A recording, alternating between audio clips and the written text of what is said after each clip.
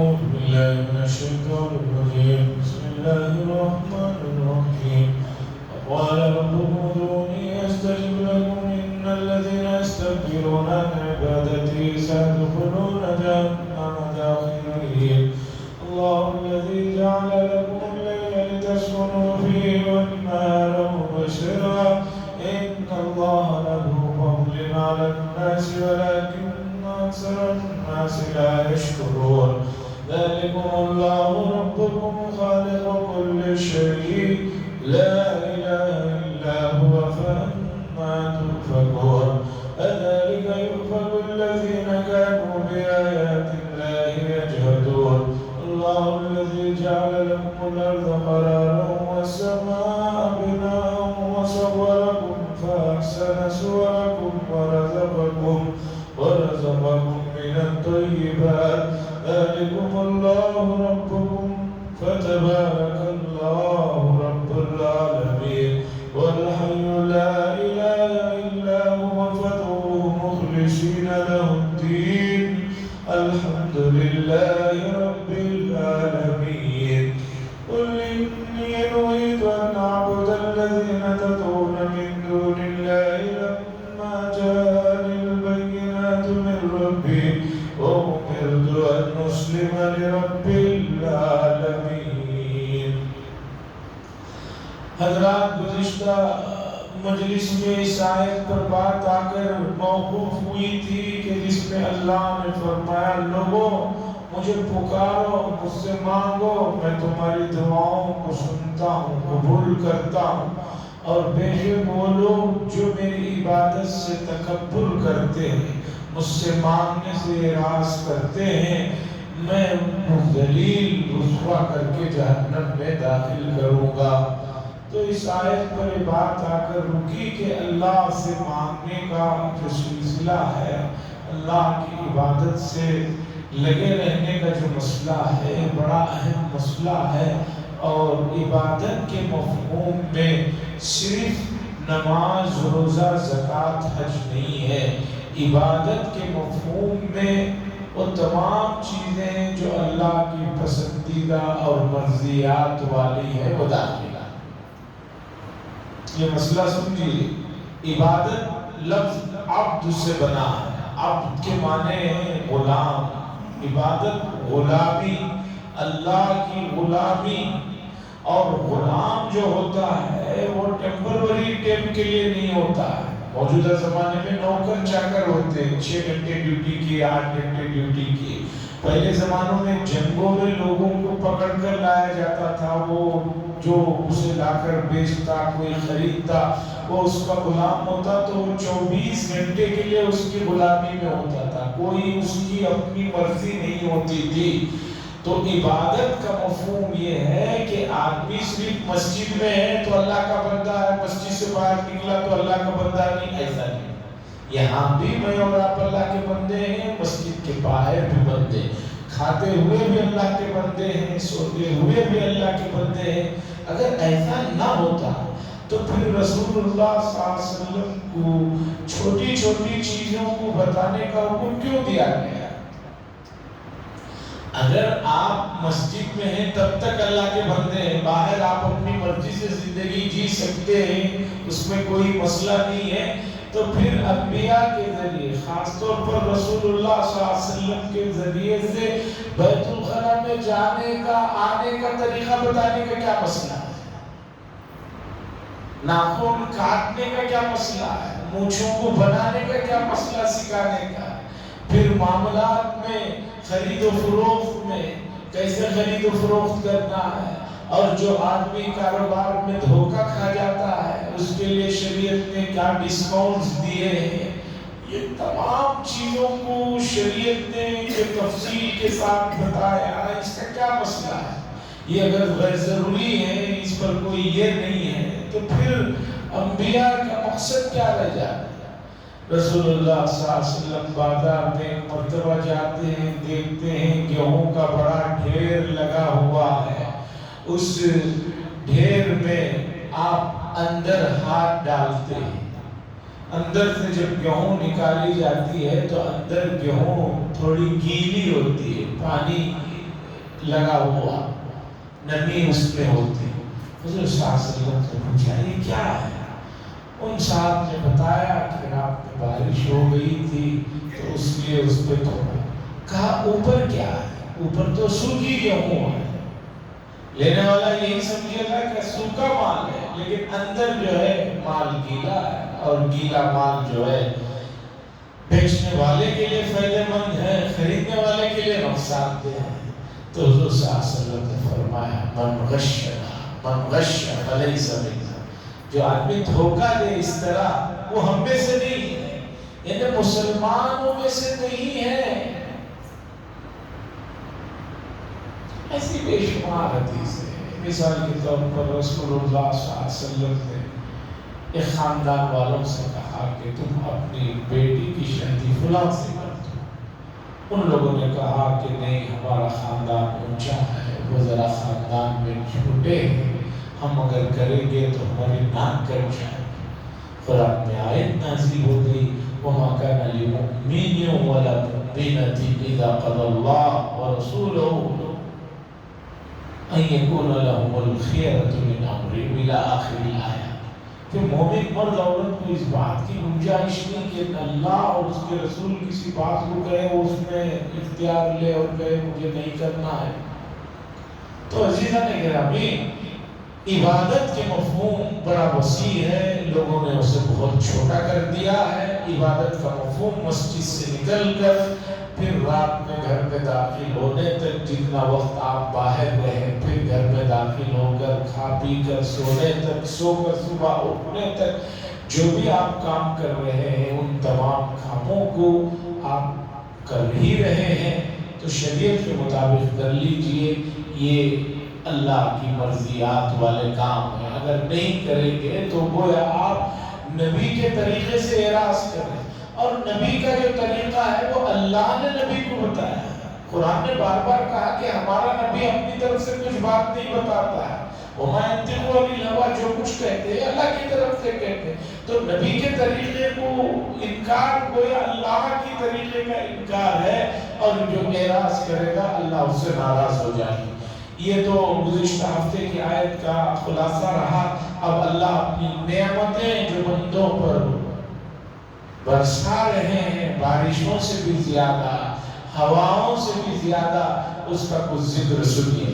اللہ فرماتے ہیں اللہ الذی جعل لکم اللیل لتسکنوا فیہ، اللہ ہی تو ہے وہ ذات جس نے بنایا تم لوگوں کے لیے رات کو آرام کے لیے۔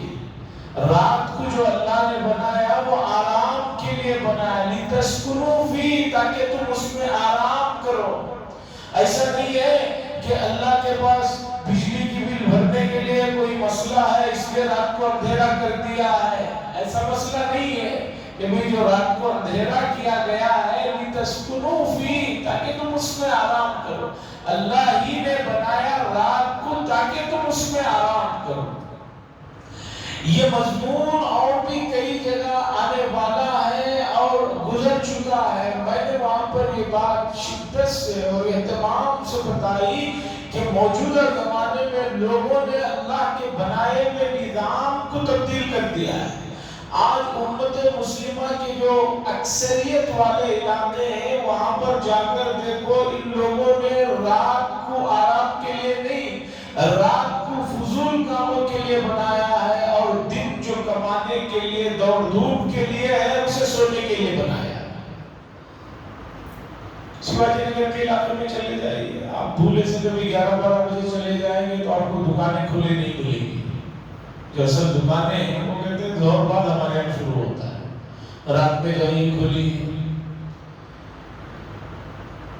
خیر، کاروبار دوسرا، خود نوجوان بچوں کا، دوسروں کا مسئلہ، جو جاب کر رہے ہیں وہ مجبوری الگ مسئلہ، بغیر جاب کے، بغیر کسی چیز کے راتوں کو آدھی رات تک جاگنا، آدھی راتوں تک نکڑوں پر ادھر ادھر بیٹھے رہنا۔ یہ تو حکومت کی سختی ہے کہ پولیس جو ہے ادھر ادھر پھرتی ہے تو جو ہے رات میں 11:30-12 بجے واپس چلے جاتے ہیں۔ اگر حکومت اور پولیس نہ پھرے تو امت کا بہت بڑا طبقہ تو رات کے 3-4 بجے تک بھی بیٹھتا ہے۔ میں خود اپنے پڑھنے کے زمانے میں 85 میں سیواجی نگر بیدواڑی میں دیکھتا تھا، ایک پوری ٹیم ہوتی تھی تقریباً 7 8 9 افراد کی، 3 بجے سے پہلے وہ اٹھ کر نہیں جاتے تھے سونے۔ جو تہجد کا اصل وقت شروع ہو رہا ہے تب ان لوگوں کو نیند آتی تھا، اور ہر روز ایسا نہیں کہ ویک میں کبھی بیٹھ گئے، ہر روز بیٹھے رہتے تھے۔ میں ان کو پوچھتا کہ بھی کون سے ملکوں کے مسئلے ڈسکس کرتے ہیں، کیا ایسا مسئلہ ہے کہ جو بیٹھ کر آپ لوگ پوری رات بات کرتے ہیں؟ اس لیے کہ اس میں 2 آٹو ڈرائیور بھی ہوتے تھے، کون سے مسئلے حل کر رہے ہیں؟ تو لِتَسْكُنُوا فِيهِ، امت کو چاہیے کہ رات کو آرام کے لیے وقت بنائے، اور دن جو ہے وہ دوسرے کام کاج کے لیے ہے۔ اور سائنسی اعتبار سے بھی رات کی جو نیند ہے وہ دن کے نیند کا 1,00,000 درجے بہتر ہے۔ آپ ایک رات میں کچھ حصہ سو کر اٹھ جائے، نارمل عشاء کے بعد سے تہجد اور فجر تک کا وقت سو کر اٹھ جائے، اس سے آپ کے جسم کو اور آپ کی صحت کو جو سکون ملتا ہے وہ پورا دن سوتے رہنے سے نہیں ملتا ہے۔ وَالنَّهَارَ مُبْصِرًا، اللہ نے کہا، اور ہم نے دن میں دن جو ہے دیکھنے کے لیے بنایا، دیکھنے کے لیے اجالے والا بنایا تاکہ آدمی اس میں کمائے اور اپنی ضروریات بھی کرے۔ ان اللہ لذو الفضل، بے شک اللہ تبارک و تعالیٰ بہت فضل کرنے والے ہیں، لیکن لوگوں پر بہت فضل کر رہے ہیں، ولیکن اکثر الناس لا یعلمون لا یشکرون، لیکن اکثر لوگ ایسے ہیں جو اس کا شکر نہیں ادا کر رہے ہیں۔ مزاج ہی نہیں بنا ہے جزاک اللہ کہنے کا، دوسری اس طرح کی چیزوں کا، مینرز جسے کہتے ہیں، اخلاقیات جسے کہتے ہیں، وہ مزاج ہی نہیں بنا ہے امت کے اندر۔ چھوٹی چھوٹی چیزوں میں اگر نہیں آئے گا تو پھر بڑی چیزوں میں کہاں سے آئے گا؟ حدیث ہے مَن لَمْ يَشْكُرِ النَّاسَ لَمْ يَشْكُرِ اللَّهَ، جو لوگوں کا شکر نہیں ادا کرتا وہ اللہ کا بھی نہیں ادا کرتا۔ اس لیے کسی آدمی نے چھوٹا سا بھی آپ پر احسان کیا، فوراً اس سے جو ہے اس کے مناسب جواب دے دیجئے جزاک اللہ۔ اور آج کل عام طور پر لوگ توجہ نہیں دیتے، لیکن فقہاء کرام نے، حضرات علماء نے ان تمام چیزوں پر کہا۔ آپ نے کسی کو فون کیا، کہہ کر کہا کہ فلاں آدمی کا نمبر چاہیے، اب وہ آدمی نمبر بھیجتا ہے، واٹس ایپ میں بھیجے، نارمل میسج میں بھیجے، آپ دیکھ لیتے ہیں۔ بہت سے بہت دیکھنے کے بعد بعض لوگ وہ جو تصویریں ہیں یا انگوٹھا ڈال دیتے ہیں یا وہ کے ڈال دیتے ہیں، اس سے مسئلہ نہیں ہے۔ اس نے جب بھیجا تو کم سے کم آپ اس کے جواب میں جزاک اللہ کا لفظ لکھیں، تب جا کر اس کا وہ حق ادا ہوا۔ جزاک اللہ کا لفظ ادا کریں، لکھ کے میسج کریں، شکریہ کا نہیں، جزاک اللہ۔ بہت سارے لوگ نمبر مانگتے ہیں، نمبر دیے تو وہ ایک جو تصویریں پہلے سے بنے ہوئے دانتیں دکھاتے ہوئے وہ یہ انگوٹھا بھیج دیتے اور سمجھتے ہیں کام ہو گیا، اس سے نہیں، جزاک اللہ اہتمام سے۔ یہ چیزیں ہیں، دن میں بعض مرتبہ آپ 10 مرتبہ کسی سے استفادہ کرتے ہیں، 12 مرتبہ استفادہ کرتے ہیں، اس کا حق آپ کے اوپر پڑا رہ جاتا ہے۔ بعض مرتبہ اس طرح کی چھوٹی چیزوں سے بڑی چیزوں کو تقویت ملتی ہے، اور ایسی چھوٹی چیزیں جسے اہمیت نہیں دی جاتی وہی مغفرت کا سبب بن جاتے ہیں۔ امام ابو داؤد کا مشہور واقعہ ہے، حدیث کی 6 مشہور کتابوں میں ایک کتاب ہے ابو داؤد، ان کا واقعہ ہے۔ ان کے انتقال کے بعد کسی نے پوچھا، حضرت آپ کے ساتھ تو بڑا معاملہ اچھا رہا ہوگا، اتنی بڑی حدیث کی خدمت آپ نے انجام دی۔ تو حضرت امام ابو داؤد نے بتایا کہ میں بھی یہی سمجھ رہا تھا کہ شاید اس کی وجہ سے میرا بیڑا پار ہو جائے، مغفرت ہو جائے، لیکن یہ کیا 2 درہم میں نے جو خرچ کیے تھے وہ میرے کام آ گئے، اس سے میرا مسئلہ ہو گیا۔ میں پوچھا کہ حضرت وہ کیا ہوا؟ تو پھر انہوں نے واقعہ بتایا کہ میں ایک جگہ سے، ایک نہر سے آ کر کشتی میں اترا۔ بعض شہروں میں ادھر سے ادھر جانے کے لیے کشتیوں کا انتظام ہوتا تھا اس زمانے میں، اب بھی ہے، جیسے کہ کلکتہ میں بہت اس کا رواج ہے، ادھر سے ادھر جانے کے لیے بسوں کے بجائے جلدی جانے کے لیے کشتیاں، اس طرح کے اسٹیمر وغیرہ یوز ہوتے ہیں۔ حضرت ابو داؤد صاحب نے فرمایا کہ میں کشتی سے آ کر اترا، اتنے ہی میں ایک آدمی کشتی میں چڑھا، وہ چھینکا اور الحمدللہ کہا اور چل دی، اتنے میں کشتی چل دی اور چلا گیا۔ تو مجھے خیال آیا کہ حدیث میں ہے کہ مومن کے مومن پر 6 حق ہیں، اس میں وہ تشمیت العاطس، کوئی آدمی چھینک کر الحمدللہ کہے تو اس کے جواب میں یا ربک اللہ کہنا ہے۔ میں نے تو اس کا جواب ہی نہیں دیا، وہ آدمی نکل گیا۔ انہوں نے فوراً کشتی پھر بیٹھے، 1 درہم یا جو بھی اس زمانے میں کرنسی چلتی تھی اسے دیے، اس کشتی تک گئے، جا کر وہاں یرحمک اللہ کہا، پھر واپس لوٹ کر آئے۔ تو اللہ تعالیٰ نے فرمایا کہ تم نے ایک بندے کے حق کے لیے جو 1 درہم یا دینار جو تم نے خرچ کیا، اس ادا نے ہمیں تمہیں جو ہے وہاں مغفرت کا پروانہ دے دیا گیا ہے۔ تو بتانا ہی چاہتا ہوں کہ لوگ ان چھوٹی چیزیں سے چھوٹی سمجھتے ہیں، چھوٹی نہیں ہے، یہ آپ نے چھوٹی بنا لی ہے، کوئی چیز چھوٹی نہیں ہے۔ شریعت کی اور سنت سے جڑی ہوئی چیز سن لیجئے، لکھ لیجئے، کوئی بھی چیز سنت سے جڑی ہوئی چھوٹی نہیں ہے۔ اگر آپ چھوٹی سمجھ رہے ہیں تو آگے چل کر آپ فرضوں کو بھی چھوٹا سمجھنے لگیں گے۔ لوگ کہتے ہیں سنت ہی تو ہے، میری سنت ہے تو کیا مطلب، اس کا کوئی مقام نہیں، ایک سنت کا بڑا مقام ہے۔ تو بہرحال اللہ فرماتے ولیکن اکثر الناس لا یشکرون، لیکن لوگ ہیں اکثر شکر نہیں ادا کرتے۔ ہمیں اللہ کا اٹھتے بیٹھتے چلتے پھرتے زبان سے بھی، دل دماغ بھی ہمارا کہتے رہنا چاہیے اللہ کا فضل ہے۔ ہلکی سی کچھ بات ہوتی ہے پھر آدمی کا مسئلہ ختم نہیں ہو جاتا۔ پوچھئے کتنے لوگ جو انتقال ہو گئے اس کی وجہ پوچھئے، بس تھوڑی سی چھینک آئی، تھوڑی سی بے قراری ہوئی، تھوڑا سا قے ہوا، انتقال ہو گئے،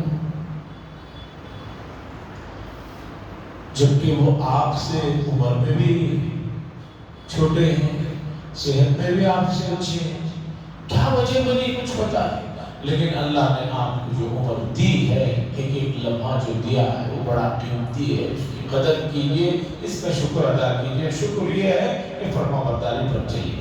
ذالکم اللہ ربکم خالق کل شیء، یہ ہے تمہارے پروردگار جو ہر چیز کو جنہوں نے پیدا کیا، لا الہ الا ہو، نہیں ہے کوئی معبود مگر وہی ایک معبود ہے۔ فَأَنَّا تُؤْفَكُونَ، پس تم لوگ کہاں آؤندے ہو یا آؤندے راستے چلے جا رہے ہو، سوالیہ نشان ہے۔ فَأَنَّا تُؤْفَكُونَ، اتنا سب کچھ کرنے کے بعد تم لوگ کدھر چلے جا رہے ہو آؤندے؟ اوندھا کہتے ہیں جسے نظر میں آئے تو جو ہے الٹا سیدھا جو جا رہا ہے، اللہ پوچھنے کہاں جا رہے ہو بھائی؟ اور سنو کذالک یؤفک الذین کانوا بآیات اللہ یجحدون، ٹھیک اسی طرح اوندھے وہ لوگ بھی گئے جنہوں نے اللہ کی آیتوں کا انکار کیا۔ تمہارے سے پہلے ایسے اور بھی لوگ گئے جنہوں نے اللہ کی آیتوں کا انکار کیا، اوندھے وہ گئے اور گئے۔ اللہ اپنی اور اہم نعمتوں کا ذکر کر رہے ہیں۔ اللہ فرماتے ہیں اللہ ہی تو ہے وہ ذات جس نے تمہارے لیے زمین کو قرار کی جگہ بنائی ہے۔ سائنس والوں سے پوچھئے کہ زمین 1 گھنٹے میں کتنے تیزی سے کتنے کلومیٹر کا چکر لگا رہی ہے، وہ آپ کو بتائیں گے، لیکن آپ کو محسوس ہو رہا ہے کار میں تھوڑا سا جو ہے بریکر آ جاتا ہے، وہ آ جاتا ہے، جو شیک ہوتے ہیں آدمی گھبرا جاتا ہے، فلائٹ میں تھوڑی سی ہوا کی ادھر ادھر ہوتی ہے آدمی گھبرا جاتا ہے۔ اللہ فرما رہے ہیں کہ اللہ ہی تو وہ ذات ہے جس نے تمہارے لیے زمین کو قرار کی جگہ بنائی ہے۔ زمین بہت تیزی سے گھوم رہی ہے، ہم نے یہ ناسا والے اور سائنٹسٹ کہتے ہیں، اس کے باوجود آپ کو جھٹکے نہیں لگ رہے ہیں، آپ سکون سے بیٹھے ہیں۔ کتنی بھی ٹرین میں اچھی برتھ کیوں نہ ہو، پلین میں کتنی بھی اچھی سیٹ کیوں نہ ہو، آدمی وہاں کتنا بھی سوئے، لیکن اسے زمین پر اور گھر میں آ کر سونے کا اور بیٹھنے کی جو تسلی ہے، مجھے بتائیے کیا وہ ہو سکتی ہے؟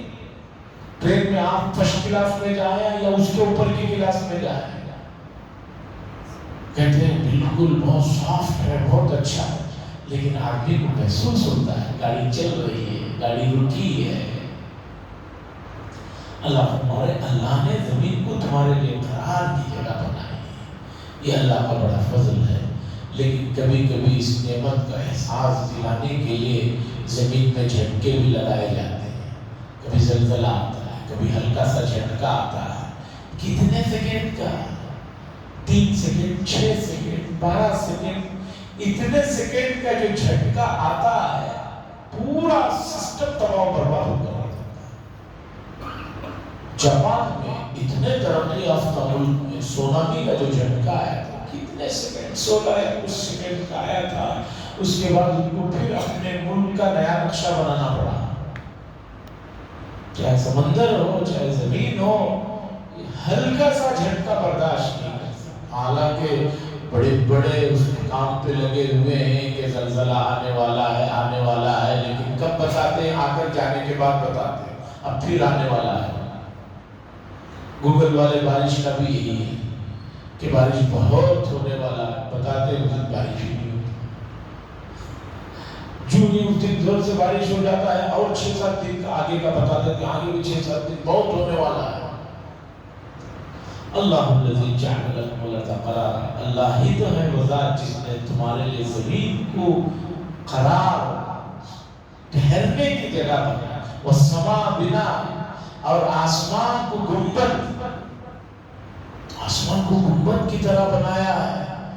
آسمان گر نہیں پڑ رہا ہے ہمارے اوپر، دنیا کی تھوڑی سی چھت کا وزن زیادہ ہو جائے، لوگ زیادہ ہو جائے، گر جاتی ہے، لیکن اللہ نے چھت کی طرح تمہارے لیے آسمان کو بنایا، وَصَوَّرَكُمْ، اور اس نے تمہیں پیدا کیا اور اچھی صورت دی، فَأَحْسَنَ صُوَرَكُمْ، بہت اچھی صورت میں تمہیں پیدا کیا۔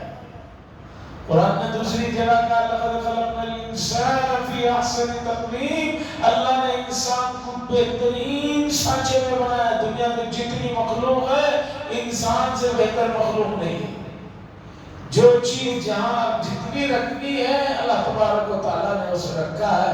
فَأَحْسَنَ صُوَرَكُمْ، اور بہترین تمہاری وضاحت بنائی، وَرَزَقَكُمْ مِنَ الطَّيِّبَاتِ، اور پاکیزہ رزق تمہارے لیے کھانے پینے کے لیے عطا کیا۔ یہ کیا کم نعمتیں ہیں، زمین ہر وقت جسے استعمال کر رہے ہیں، آسمان جس کا ہر وقت فائدہ تم لوگ اٹھا رہے ہیں، اور سورج کوئی اس کا انشورنس نہیں ہے، کوئی ٹیکس نہیں ہے۔ وَرَزَقَكُمْ مِنَ الطَّيِّبَاتِ، اور تمہارے لیے بہترین کھانے کی چیزیں فراہم۔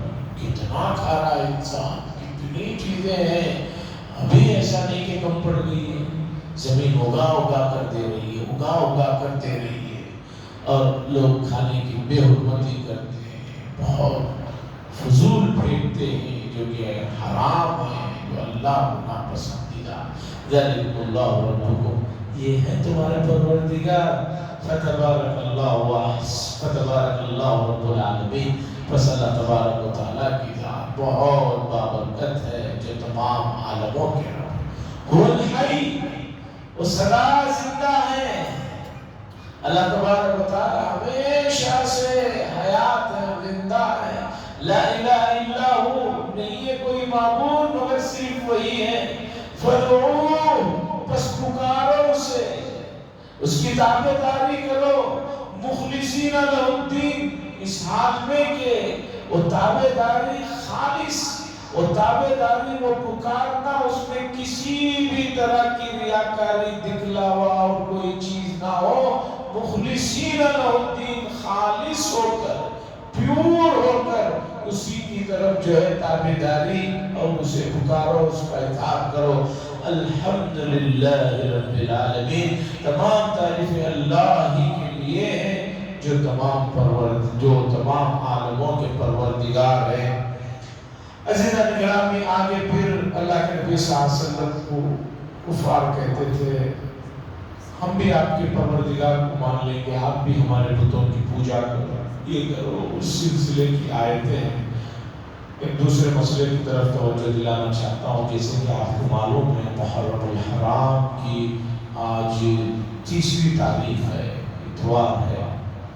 جمعہ کو پہلی تاریخ تھی، ہفتہ اتوار، آج تیسری تاریخ ہے، اور آنے والی اتوار جو ہے وہ محرم کی 10ویں تاریخ ہے، جس کے بڑے فضائل ہیں، جس کے بڑے مناقب ہیں۔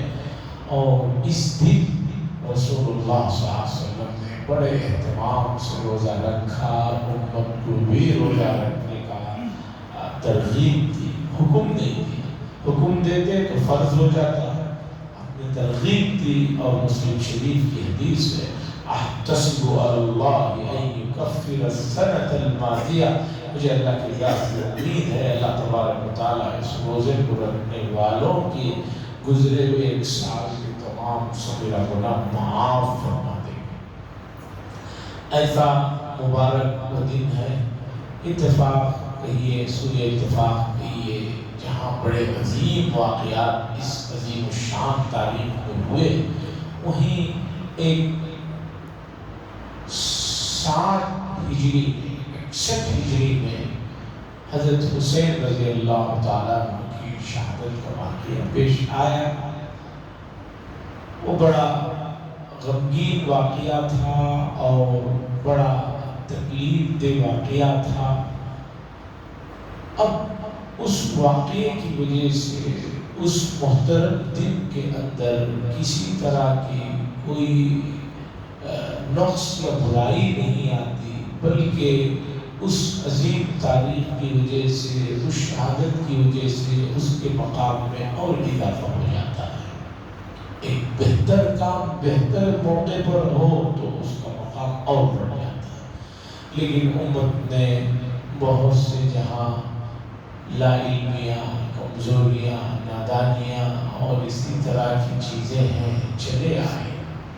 دیکھیے شہادت اور وہ بھی حضرت حسین رضی اللہ تعالیٰ عنہ کوئی معمولی واقعہ نہیں، اس سے غمزدہ نہ ہو ایسا بھی اہل سنت والجماعت نہیں کہتے، لیکن اس غم کے اظہار کے لیے جو طریقے اپنائے جاتے ہیں وہ شریعت میں ناپسندیدہ ہیں۔ رسول اللہ صلی اللہ علیہ وسلم کی وفات سے بڑھ کر تو کوئی غم کا واقعہ نہیں ہو سکتا۔ حضرت حسین رضی اللہ تعالیٰ عنہ کو جو مقام و مرتبہ ملا ہے، کس سے ملا ہے؟ حضور سے ملا ہے۔ اور حضرت علی رضی اللہ تعالیٰ عنہ کی جو شہادت ہے وہ اس سے بھی بڑا غم کا واقعہ ہے، کیونکہ ان کے والد محترم ہوئے۔ اور حضرت عثمان کی شہادت کتنے دردناک انداز میں مدینے میں بھی، لاش پر نماز جنازہ پڑھانا مشکل ہو گیا مدینہ منورہ میں، اتنے حالات متر ہوئے۔ پھر حضرت عمر بن خطاب رضی اللہ تعالیٰ عنہ کو بھی تو فجر کی نماز میں وہ ایک مجوسی نے خنجر گھونپا جس سے شہادت واقع ہوئی۔ بتانا یہ ہے کہ شہادتیں بہت ہوئی۔ سوال یہ ہے کہ اگر کسی کے انتقال کو غم کا ہی دن بنانا ہے تو سب سے زیادہ تو ربیع الاول کا مہینہ ہونا چاہیے، اس لیے کہ حضور صلی اللہ علیہ وسلم کا انتقال اسی مہینے میں ہوا، اور حضور کا جس دن انتقال ہوا، جس موقع پر ہوا، وہ وقت ہونا چاہیے۔ لیکن ایسا تو کہیں نہیں، تو پھر کیا بات ہے؟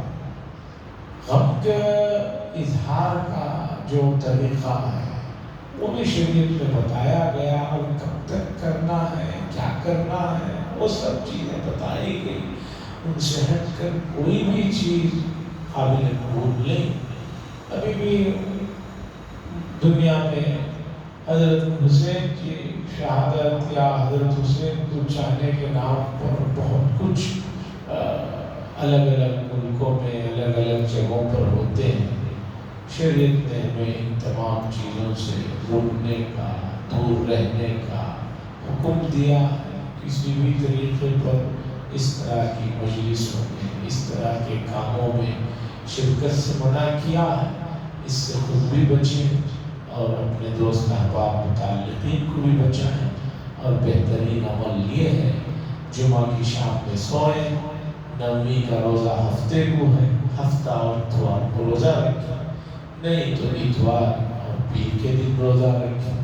اور کوئی آدمی اتنا کمزور ہے، اتنا بزی ہے کہ اسے ایک روزے سے زیادہ رکھ ہی نہیں جا سکتا، تو سنگل اتوار کے دن کا بھی ایسے لاش درجے میں لوگ پوری بات سنتے نہیں، باہر جا کر یہ کہہ دیتے ہیں حضرت بولے کچن روزہ کرتے ہیں، یہ آگے پیچھے کا بھی تو بولو بھائی، اصل تو روزے دین ہے۔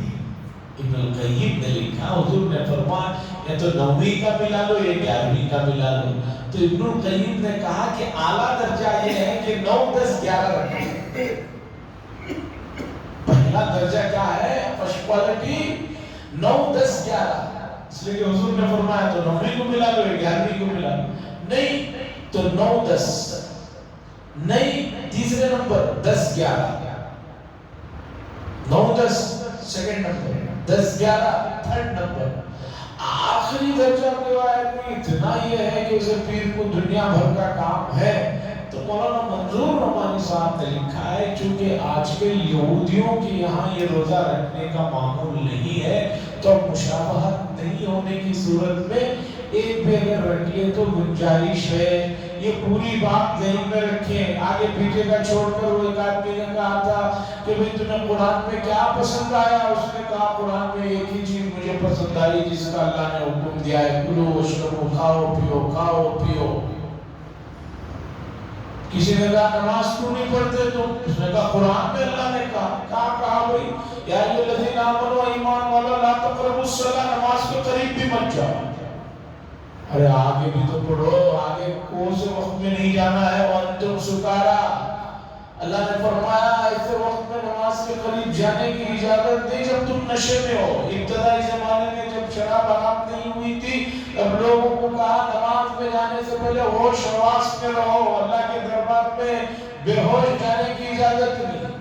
تو اس طرح ہماری بھی یہ جو بات آخری میں گزارش ہے، یہ پوری صورت کے ساتھ آخری صورت رکھا ہوں، آزو بازو کی باتوں کو چھوڑ کر جا کر یہ مت کہو کہ حضرت نے کہا یہ بھی رکھ سکتی بھی، کب آگے پیچھے کا ملاؤ پھر سمجھ میں آئے گا۔ وآخر دعوانا الحمدللہ رب العالمین، لک الحمد ولک الشکر یا اللہ، اللہم صلی علی سیدنا شفیعنا نبینا حبیبنا مولانا محمد علیہ وسلم، اللہم انت السلام منک السلام تبارک یا ذا الجلال والاکرام، صلی اللہ تعالی وسلم علی خیر خلق محمد وعلی آلہ وسلم۔